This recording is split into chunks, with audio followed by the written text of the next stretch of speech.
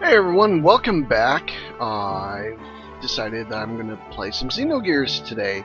I have been playing some Assassin's Creed Syndicate, but I figured I need to get back and do some more of this game. So, picking up where I left off, we were going to, I think it's going to figure out the controls here for the Yggdrasil. So I just have to remember my controls here, and that wasn't it. There we go.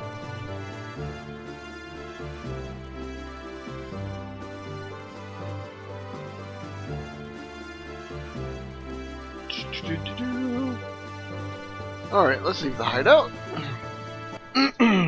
Excuse me, I have something in my throat that's just bugging the heck out of me.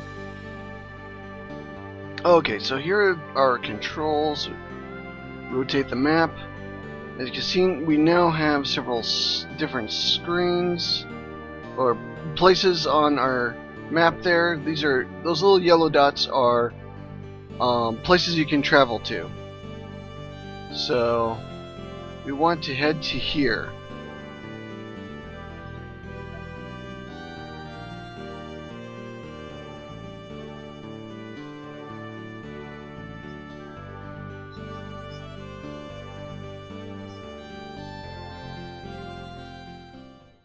There we go.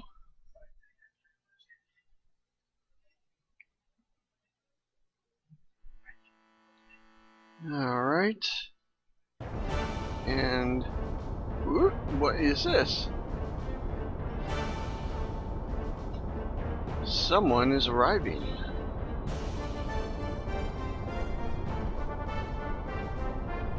I think we're in for some interesting times here. It'll be great if they could ever remake this game and get like the graphics in HD and stuff. This game, and I think Legend of Dragoon is another game that really deserves a HD remake. You know, just go through and just, spruce up the graphics. You don't have to completely remake the game. Just bring the graphics up to HD standards. You know, that's all anyone really is asking to be done. So, then again, on PlayStation Network, they might have already done that. For all I know, but I wouldn't because I don't own a PlayStation. Well, I own a PlayStation 1. Used to own the PlayStation 2, then it broke. I think I mentioned that before, but I don't know. Hard to keep track of things sometimes, you know? Especially when you get older. And the brain starts to go on you.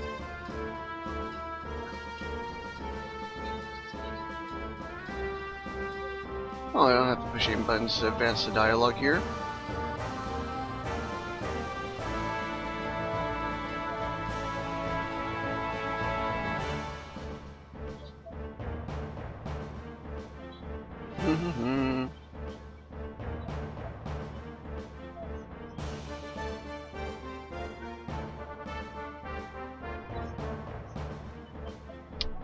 Yeah, I think these are probably our bad guys right here.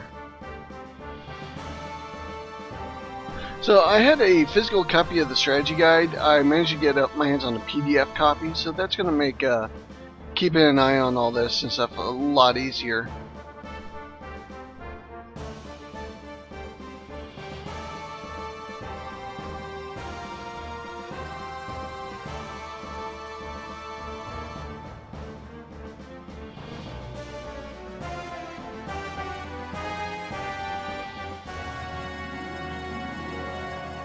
Ooh, someone's mad.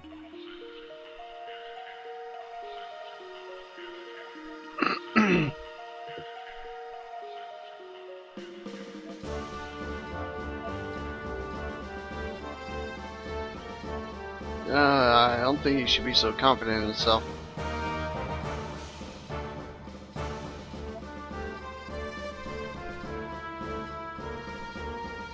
Yep.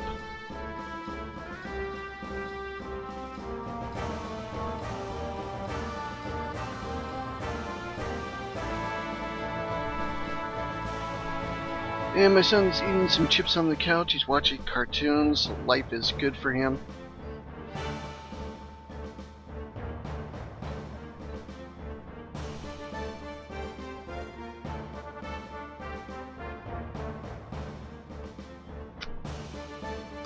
man. So I'm going to talk a little bit. I don't talk enough about what I do outside of gaming. I play a lot of tabletop RPGs in my free time. Not like all the time, but I hang out every other Saturday with some friends of mine, and we play different RPGs for like several months. Then we usually take a break. Right now we're on this big Dungeons and Dragons kick with 5th edition. We're all really liking how 5th edition has turned out. I'm kind of wishing there was more character classes available. Just because I want more. I like more variety with what I can do for characters. Last I heard that they were supposed to be doing the psionics thing, which would be great because I like psionic characters. But obviously, I haven't seen hide nor hair of anything like that in quite some time. So, anyway, on my blog, for those of you who don't know, I work out like RPG conversions, or I post characters that I've made for other people to use. Because there's some people out there who just don't have the time to make characters. And I like to think that I'm giving them a helping hand by making a character or a villain or whatever have you, Sometimes I'll convert something just for fun. Like, I did Saitama from One Punch Man. It's of course what I think he should be built as. There's people who are probably going to disagree and think that, maybe he needs to be more powerful. But, I was already pushing over 2,000 points for him for hero system, so I didn't see any need to go really beyond that, because I think at the build that I have him at, he could pretty much one-shot Dr. Destroyer. So, in most things in the game anyway.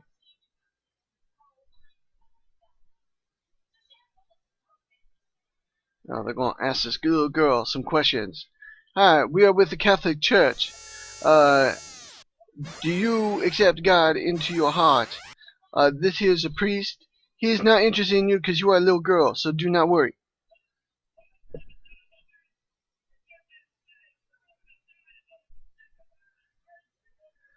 Whew.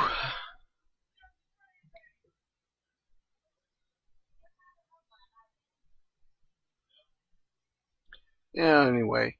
So, like I said, we've been doing a lot of Dungeons and Dragons lately. Our friend Steve, he does a lot, goes through like practically all the conventions and stuff. I'm not going to say his last name on air here or anything like that. If he wants me to say his last name online, then he'll tell me as much. But he's a great GM. He goes to RPG conventions and stuff like that. He runs games. He's probably one of the most knowledgeable tabletop gamers I've ever met. Collects a lot of books, played a lot of systems over the years. Just he's a great guy. Probably second to him in knowledge of tabletop games is our friend Jake. Again, I'm not going to name any of my friends' last names, but Jake works for a certain high-tech company that makes microchips and stuff. You can guess all you want. I'm still not going to tell you the name of the company. But they are in Oregon, and that's that. But Jake is... Well, all my friends are pretty smart. Jake kind of blows us all out of the water with just, how much he knows. And it doesn't just pertain to his profession. He works doing stuff for this company. Again, I'm not going to go into details because, Jake hasn't said I could. So, what? It looked like he just glitched there for a second. Hey, so Steve ran our first D&D 5th edition game for us to kind of break us into the system, and we were all pleasantly surprised that it worked so much better than 4th edition, which was a flippin' train wreck, and easier to play than 3.5 or even Pathfinder. Not that I got anything wrong with Pathfinder. I like the fact that the classes that kind of been bumped up a bit and are a little bit more robust in what they can do, but still, you know, they looks like they've streamlined it. Uh, they just need to get more classes out because with the classes that are there, they don't really cater to everyone's taste. I mean, there's certain stuff that you can do with multi-classing and stuff like that, but why should you have to multi-class every class to kind of get the flavor of what you're going for? That makes no sense to me. Steve ran our first game. It was just kind of a classic adventure in the homebrew world that he created. They kind of made use of an old campaign setting from I think 2nd or 1st edition that he's kind of revised. Oh, they're having a festival? Okay.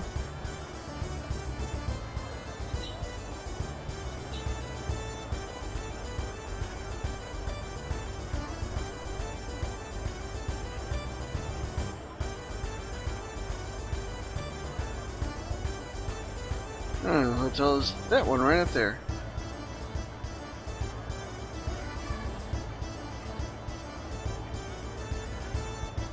Well, what is his name?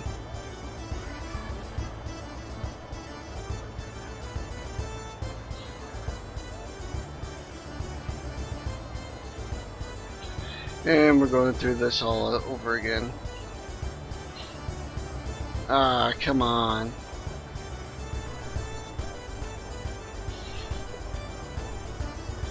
Anyway, so Steve ran us our first adventure. We got up to, I think, level 5 for our characters. And I was playing the monk. Everyone else was playing their own, whatever else they wanted. And it was, like I said, it was interesting. My monk kind of went the route of playing, being built more as a ninja. And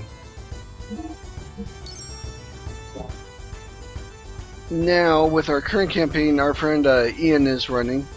Let's see here. He's running kind of an Arabian Nights sort of campaign setting. I want to say Dark Sun, but that's not entirely right.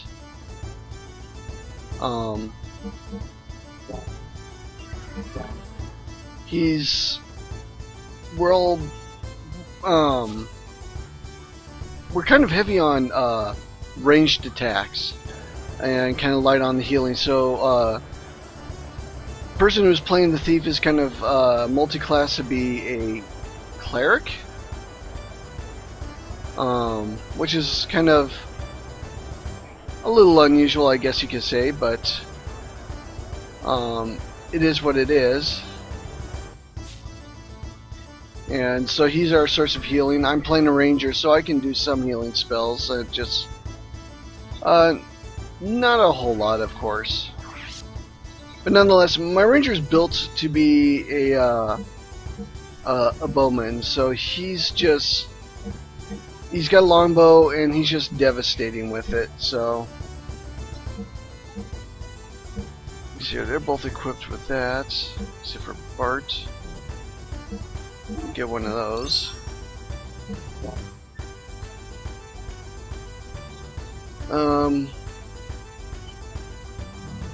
We've had some close calls so far in the game. I'm trying to think of stuff to talk about here, so you guys have to kind of bear with me. They're the male. Is that minus or? Okay, so where is a plus? Okay. And why did I buy that?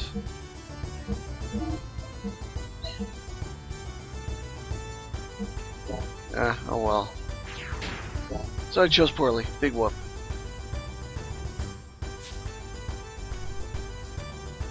Anyway, so yeah, as a ranger, my character is... He's got the sharpshooter feat, which you have to take if you want to be a ranged attack type character. and that way he doesn't have to worry about penalties to hitting targets that are obscured and stuff like that. For one. And two, another great thing about that feat is you can essentially power attack. I can take a -5 to my attack rolls to gain a +10 to damage. So I do that, and pretty much I just have to roll a 13 or higher for most enemies who are wearing armor, and I'll hit them, and I don't always one-shot them, but I come pretty close. You know, on the low end of damage, I'm doing probably about, if I rolled all ones for what I'm rolling for damage, I'm probably doing, when I power attack, I'm probably doing about 16 points of damage. On the high end, I've rolled max, so that's like well over 26, almost, I think it's actually 32 points of damage. And that's not counting the use of Hunter's Mark.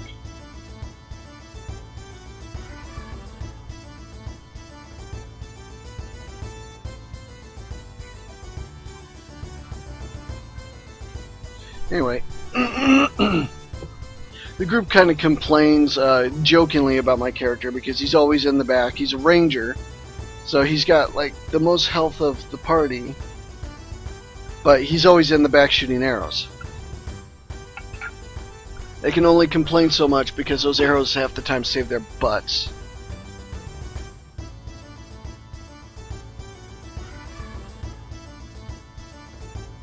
Okay, so I'm gonna come over here, I'm gonna save. Kind of been yapping on, yada yada yada.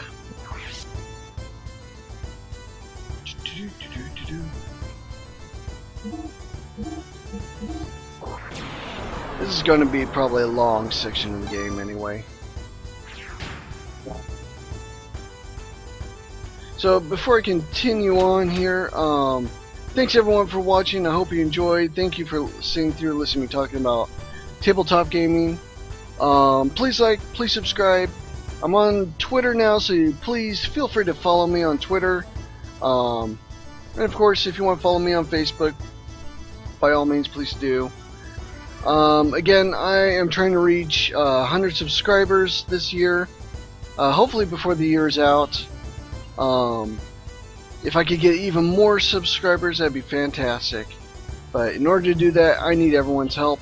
So help me out, and I will see you all later.